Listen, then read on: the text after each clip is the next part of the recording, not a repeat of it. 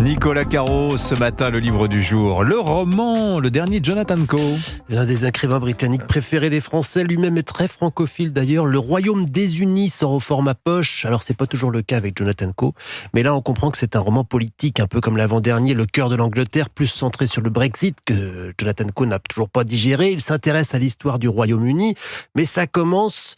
je vous dis pas la date, vous allez deviner. On suit Lorna, elle travaille à l'accueil d'une société en Angleterre, mais ce que ses collègues ne savent pas, c'est qu'elle est aussi une grande contrebassiste. Et de ce côté-là, ça commence à décoller. Elle a enregistré un album, et au début du roman, elle arrive en Autriche pour une série de concerts, puis ce sera en Allemagne. C'est Suzanne qui vient la chercher à l'aéroport de Vienne, et premier problème, il faut rentrer la contrebasse dans la voiture. C'est une Volvo Break, donc ça devrait aller. Oui, mais le coffre est encombré de dizaines de paquets de rouleaux de papier toilette, ça c'est un indice pour la date. Ah, je dirais le confinement.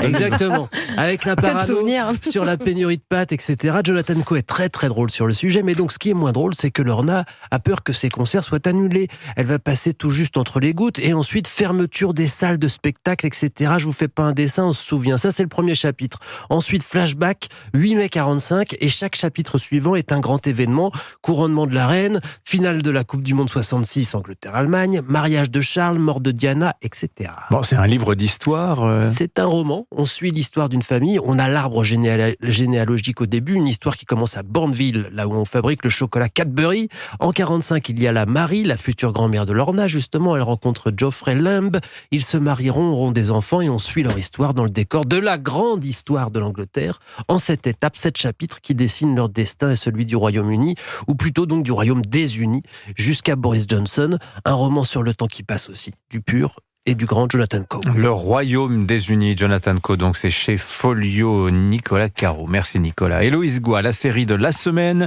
Votre conseil du jour, c'est la nouvelle série de Guy Ritchie. Bienvenue dans la jungle.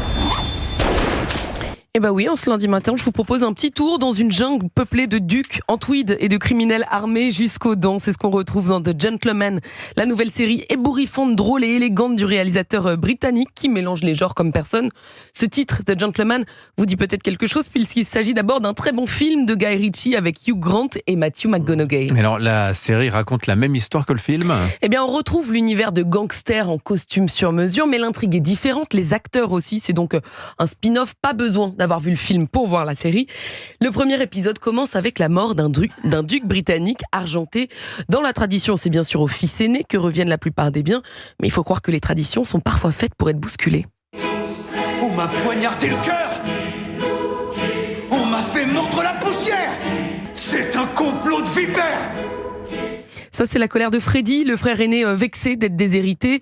C'est donc Eddie, le cadet, qui devient le duc de Halstead. Mais il hérite aussi d'autres petits cadeaux beaucoup moins réjouissants. Freddy, l'entreprise est très proche de la faillite. On a le toit du manoir qui fuit, le personnel se révolte.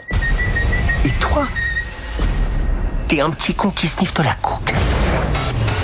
Voilà, et c'est notamment à cause de ce frère toxico qu'Eddie se retrouve englué dans un réseau criminel féroce. C'est le début d'aventures rocambolesques, plus improbables et hilarantes les unes que les autres.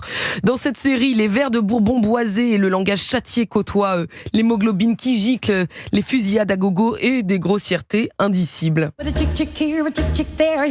Tout ça, toutes ces aventures fusent à un rythme effréné sur fond de musique jazz ou classique. La réalisation est magnifique, beaucoup de plans séquences, des images d'archives. Je ne sais pas vous, mais c'est à peu près tout ce que je demande à une bonne série d'action.